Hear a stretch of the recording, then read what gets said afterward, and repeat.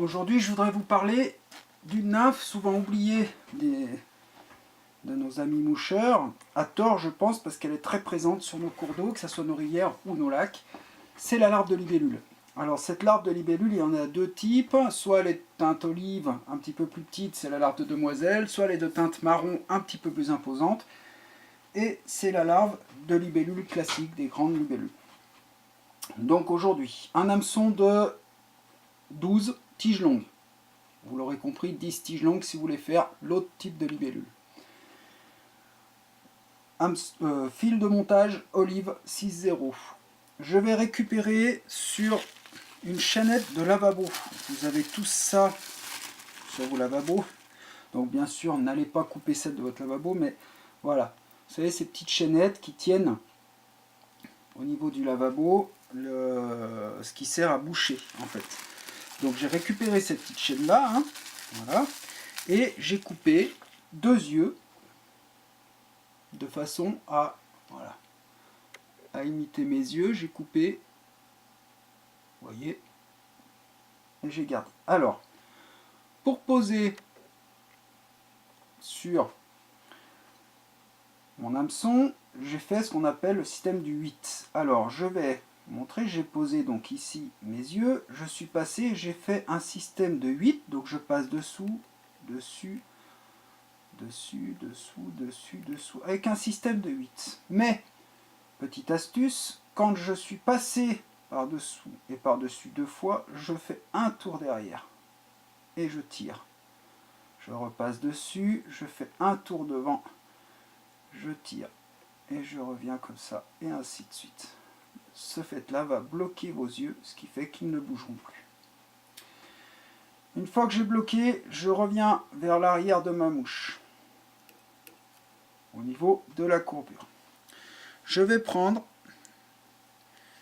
une plume de CDC, cul de canard, olive. Je viens positionner ici mes cercles.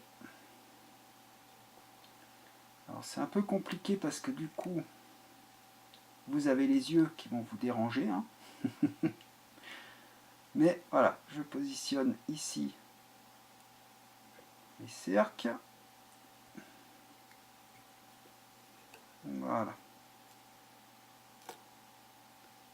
Je bloque mes cercles. Je repasse un petit coup devant. Et je laisse ma plume en attente pour l'instant. Je vais prendre un morceau de fil de cuivre que je vais venir fixer comme je le fais d'habitude sur le dessus de mon corps. Voilà. Je bloque bien de façon à ce qu'il ne bouge plus. Ok. Et je reviens me positionner derrière mes yeux. Remarquez que j'ai laissé un petit écart devant les yeux, juste pour pouvoir rabattre. Vous verrez tout à l'heure, je vais mettre un petit bout de corplast pour rabattre. Alors, je viens tourner ici ma plume de CDC pour former mon corps. Et je fais en sorte que ça soit un peu plus épais juste derrière mes yeux.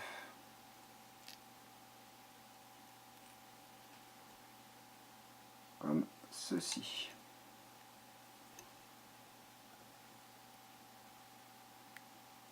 Voilà. Je viens couper mon excédent.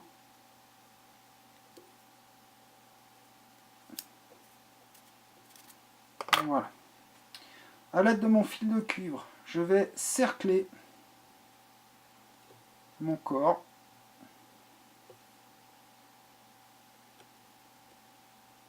Ça me permet aussi en même temps de bloquer, vous avez compris, mon CDC. Je viens couper ici mon excédent, comme ceci. Voilà. À ce niveau-là, je vais venir fixer juste derrière mes yeux un petit bout de Corplast olive, toujours pour rester dans le ton de ma mouche.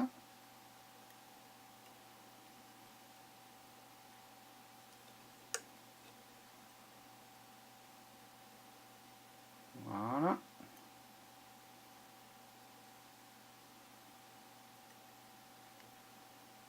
Qui, vous l'avez compris, sera rabattu vers l'avant une fois que j'aurai formé mon thorax. Alors, je vais venir couper ici mon Corplast de façon à pouvoir finaliser correctement mon thorax. Comme ceci. Ensuite, je vais prendre du dubbing olive.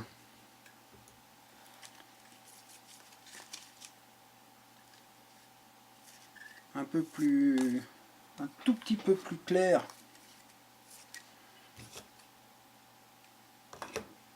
que mon corps. Ceci. Que je viens positionner sur mon fil. Alors toujours, hein, j'utilise pas de poids parce que je trouve que ça a tendance à graisser un peu le dubbing qui perd de sa qualité. Alors, je positionne comme ceci. Je fais des 8 de façon... Hop. Alors, vous l'avez compris, tout simplement, je viens masquer en fait l'intérieur de mes yeux. Je m'arrête là devant. Je prends ici mon Corplast que je rabats par-dessus mes yeux et que je viens bloquer sur le devant. Ici.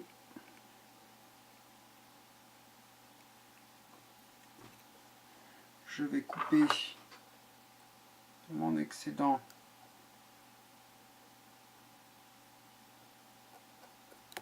de Corplast. J'y vais doucement pour pas qu'il reparte en arrière. Hein. Je viens former ma tête. Je mets une demi-clé pour bloquer le tout. Je vais venir faire comme à mon habitude. Un nœud dans un sens. Un nœud dans l'autre de façon à ce que nœud sur nœud ça ne puisse pas se défaire.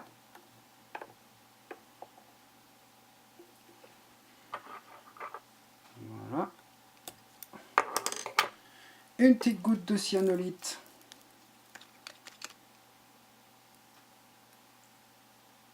sur ma tête. Pour être sûr que mon nœud soit bien pris et ne se défasse pas en action de pêche. Ma mouche est bientôt finie. Je vais pouvoir, à l'aide de mon super scratch, ébouriffer un peu le dessous. Puisque je vous rappelle, en dessous vous avez du dubbing. Hein. Donc en ébouriffant dessous, vous faites les petites pattes. Voilà, ma mouche est terminée. Une belle petite larve de demoiselle. Efficace tant sur les lacs que sur les rivières l'été. N'oubliez pas que dès que vous avez un calme sur la rivière, il peut très bien y avoir des larves de demoiselles. Moi j'utilise dans les bordures. Voilà, et je vous dis, j'ai eu de très beaux résultats en réservoir avec cette nymphe oubliée de beaucoup. Bon montage.